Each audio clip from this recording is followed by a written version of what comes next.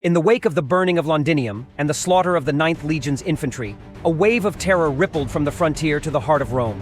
Emperor Nero, faced with the potential collapse of the province, reportedly considered abandoning Britain entirely. Instead, he doubled down on military force, confirming Governor Gaius Suetonius Paulinus as the architect of the counteroffensive. While Suetonius gathered the veteran Legio XIV Gemina and a powerful detachment of Legio Feint Valeria Victrix, the empire funneled thousands of reinforcements from the Germanic frontiers to fill the shattered ranks. Suetonius abandoned the scorched cities of the east to consolidate his elite force of 10,000 disciplined soldiers. He bypassed the panicked civilian centers, choosing a narrow, wooded defile that would funnel the massive rebel host into a killing zone. This tactical gamble was Rome's final throw of the dice, a professional machine of iron and grit positioned to intercept Boudica's sprawling army. The stage was set for the Battle of Watling Street, where the fate of Roman Britain would be decided by the tip of a pilum. In Rome, the news of the 9th Legion's disgrace triggered a return to ancient, brutal discipline.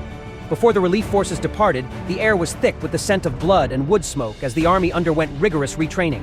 To purge the stench of defeat, commanders utilized decimation, forcing soldiers to execute every 10th man among the cowards to ensure that the fear of the centurion's rod far outweighed the fear of the British spear. As these cohorts marched toward the Channel, they were forged into a singular, unthinking machine. Every hour was spent perfecting the wedge formation and the rhythmic thrust of the gladius. By the time they joined Suetonius Paulinus in the British wilderness, these men were no longer individuals. They were a wall of iron, hardened by the execution of their peers and the relentless pursuit of tactical perfection.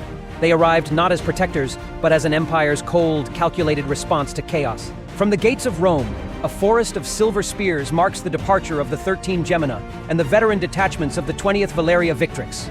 10,000 legionaries march in a display of absolute power, their bodies encased in the segmented plates of Lorica segmentata and iron Galea helmets. This iron tide is spearheaded by 2 legates and 60 centurions, commanding 20 disciplined cohorts of heavy infantry. Trailing the columns, a massive siege train carries 50 caraballisti and heavy onagers, machines capable of shattering Celtic fortifications from a distance.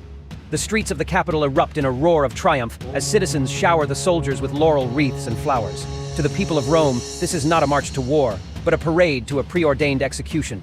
Amidst the chanting of priests and the blare of bronze toubé, the city celebrates the coming destruction of the British Queen. They do not cheer for a battle. They cheer for the systematic erasure of an enemy, confident that the disciplined machinery of the eagle will turn the wilds of Britannia into a Roman graveyard. For the final battle between Rome against Boudica and her army, subscribe to Legionnaire's Legacy channel on YouTube to receive notifications. The next and final video will be released next week.